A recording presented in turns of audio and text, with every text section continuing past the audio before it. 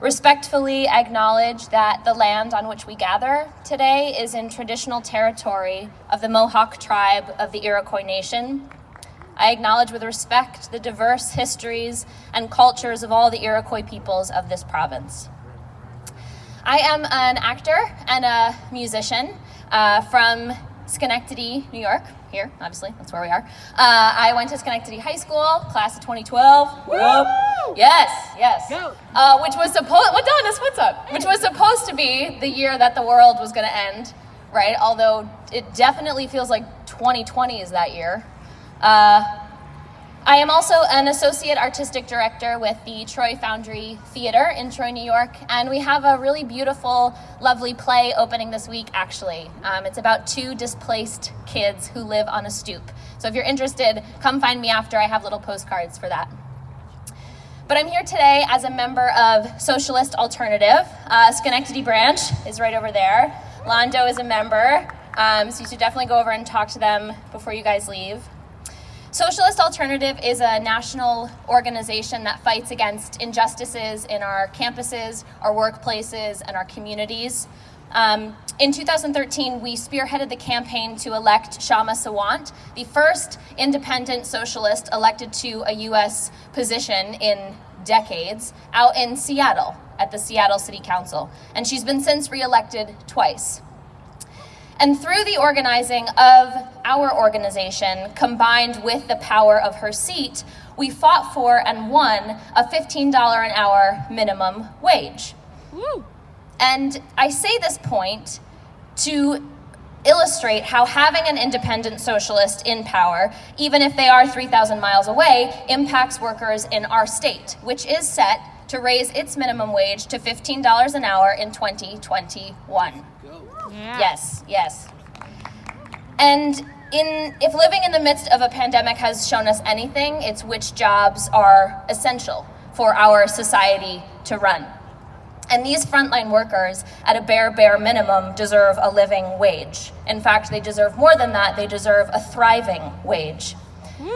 Socialist Alternative also recently won a huge Amazon tax out in Seattle, which is where Amazon's headquarters is, that will raise approximately $220 million a year to create green union jobs that will build affordable social housing, which is another critically important precedent that socialists in power and working people set for the rest of the country to make big business pay for the justice that is long overdue.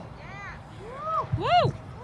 So, we are here today against the backdrop of a very tumultuous time in the United States and the world, as everyone is aware. Obviously, the global pandemic that has taken the lives of almost 270,000 people across the United States and has triggered the worst economic crisis since the Great Depression.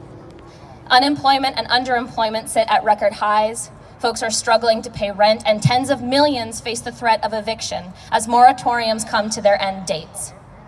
Hunger is also on the rise in the U.S., with an estimated 1 in 3 families with children dealing with food insecurity. We are also coming off of a summer of a record-shattering protest movement after the murder of George Floyd. Still, we face police violence and a deep lack of transparency and accountability to the people they are supposedly protecting. As shown clearly this summer, their main priority is to protect private property, not us. It is our job to hold police accountable, and it is our job to clearly state that Black lives matter. Yeah. Many areas around our world are keenly feeling the effects of the climate crisis as well, as natural weather occurrences are exacerbated by the changing climate. Now, we are pretty fortunate in this area that we don't have to worry about wildfires, as we're seeing out in California, or hurricanes, as we just saw down south. But we are not immune to extreme weather disproportionately affecting lower income and Black and brown communities. After the storm that we had here 2 weeks ago, the wealthier areas in our county were up and running much sooner than other areas. Public schools across our state are starting to feel the effects of Cuomo's August education budget cuts of over $1 billion at a time when schools were already insufficiently funded, Schenectady City School District alone is anticipating $28.5 million in loss of aid. And these cuts come during the pandemic when even more resources are needed for teachers, for parents, for students, especially when parents are struggling to keep up with work, to keep up with keeping house and taking care of the kids, and now trying to homeschool their children with limited resources. There is no room for austerity in schools that are chronically underfunded. And it's not like the money isn't there. During this pandemic, billionaires collectively gained almost $1 trillion during the pandemic. They are making money while people are getting thrown out of their homes, while they are dying from infectious diseases, while they are getting laid off from their jobs and going hungry. And in response to all of that, we are told to tighten our belts. We are told to wait for relief and wait until the next election to make our voices heard. People are out of work and facing eviction, and we're told the solution is to wait and vote. Well, we don't have time to wait, frankly. To the mountain of crises that we are facing, frankly, it is a weak response. It is inadequate. Not to mention the many examples of voter suppression that we are already seeing happening across the country as people are trying to vote early. And even though these crises feel unprecedented, working people have always faced them while living under a class-based system. Okay, so the election, as we know, is 2 weeks away, with two pretty crappy choices. And we've been told to either vote for the lesser of two evils, Biden, or that the best is yet to come with Trump. And whether you are a Democrat or a Republican or an independent or a freaking unicorn, okay, we are facing the same reality that our current system is broken. It's not working for any of us. And since joining Socialist Alternative and doing some digging into what this system even means, I have learned that it was never set up to work for us. It was never set up to work for the mass of the population. The system was set up to benefit those at the top. And who looks like they're at the top? Along with Bezos and Wall Street.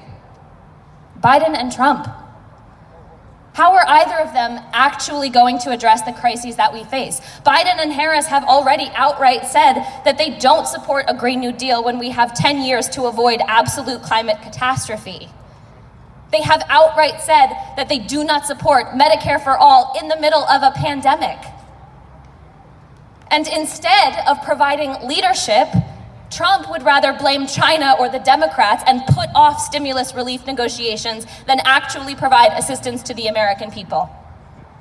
We see clearly over and over and over again that Democrats and Republicans do not have our interests in mind. They both try to show that they have similar values to us, but when it comes to their material reality, it's like we live on different planets. Whoever wins in November, we will need to hold their feet to the fire that we are already inside of.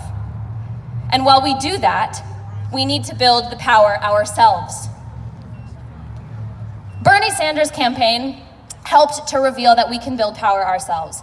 People mobilized and we're organized by fighting for Medicare for all and for a Green New Deal. Can you guys hear me okay? Yeah. All right. People mobilized and were energized by fighting for Medicare for all and a Green New Deal, and actively pushed back against the tired, money-tied two-party system. Biden made it clear that, quote, nothing will fundamentally change, end quote, if he is elected. Those are his exact words to his donors back in June. And Trump's plan to fight the two-party system is hold on to power. Thank you so much. And encourage white supremacist groups to stand by. Okay, so Socialist Alternative, that's okay, I was a theater major, so.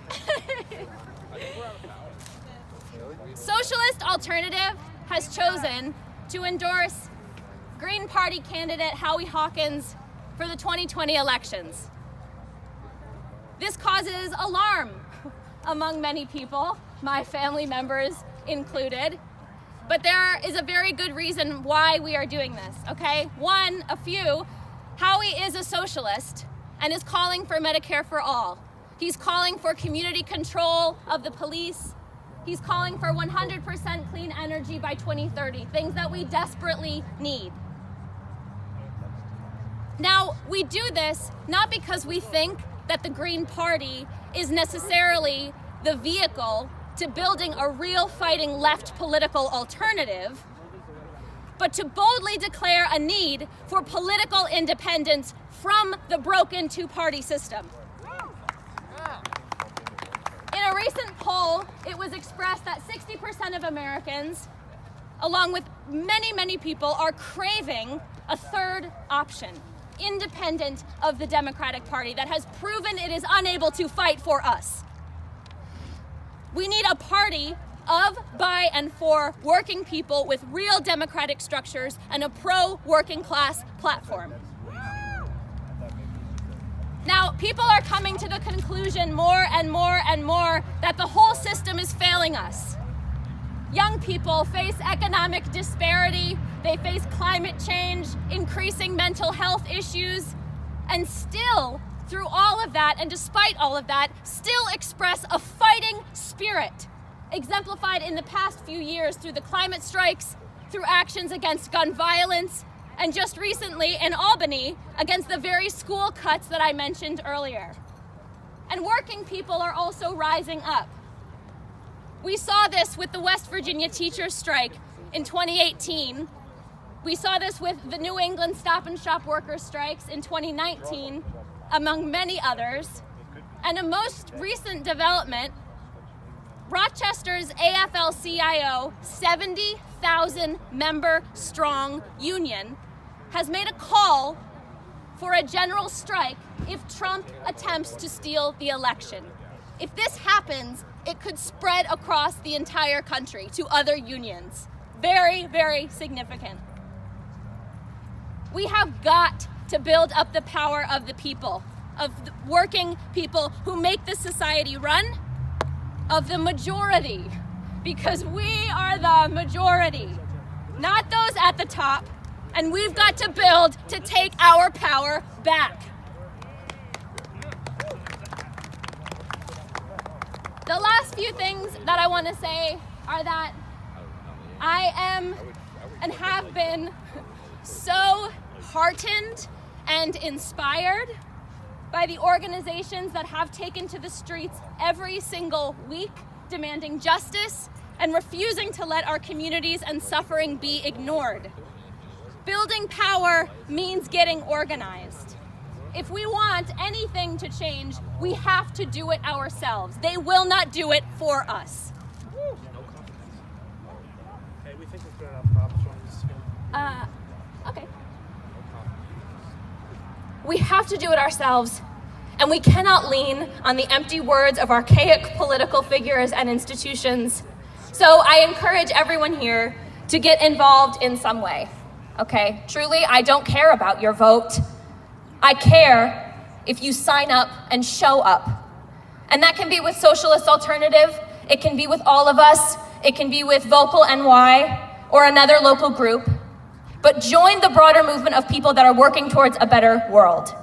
With the election around the corner and many, many battles ahead, I hope to see all of you out as we demand accountability and justice from those in power.